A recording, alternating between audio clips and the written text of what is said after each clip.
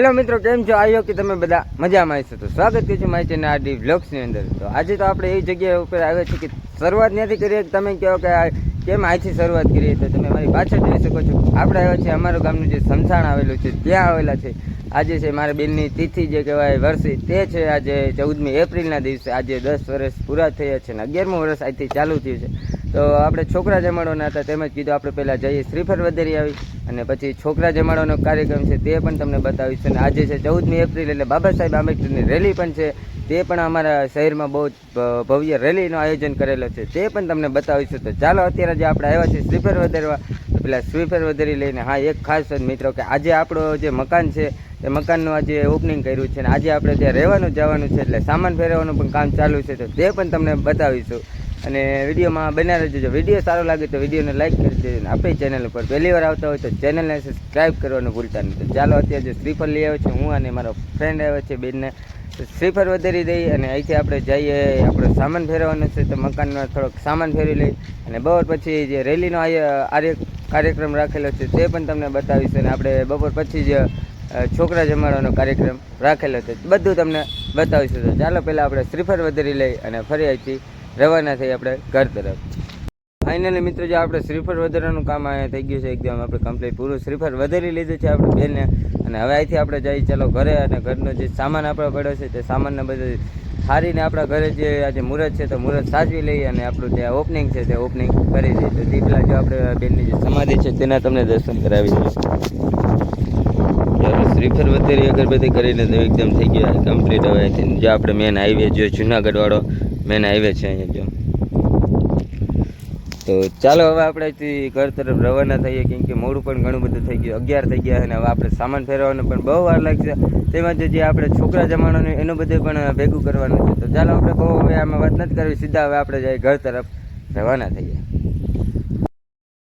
તો ફાઇનલી મિત્રો, જો આપણે જે સામાન હારવાનો હતો તે આપણે સામાન બધો લઈને થઈ ગયા છે. હવે આપણે કમ્પ્લીટ નાહી ધોઈને રેલીમાં જવા માટે ને આપણે જો કહેવાય કે સામાન બધો આપણે રૂમમાં સેટ કરી દીધો છે. શું કહે છે, શું કહે છે આ કઈ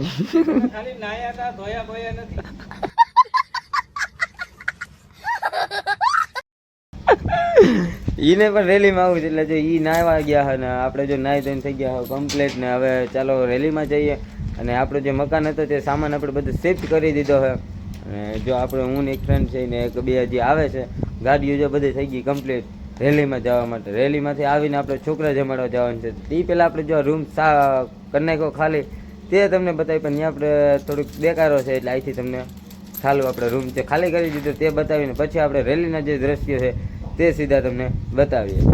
હું ગુંજનભાઈ હાલો હાલો અટાડી હાલો, ચાલુ થઈ ગઈ રેલી હાલો. તો ચાલો તમને જે રૂમના દ્રશ્ય છે તે બતાવીને પછી આપણે રેલીના દ્રશ્ય જોવા જઈએ.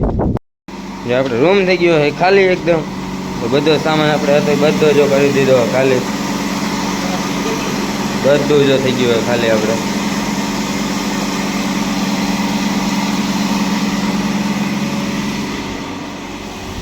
અહીંયા પણ જો આપણે રૂમ હતો એ કરી નાખો ખાલી, જો ડુંગળીના પાંદડા રહ્યા.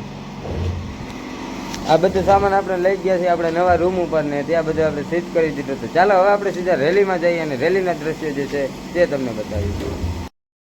હંમેશા तुमको ही पूजेगा.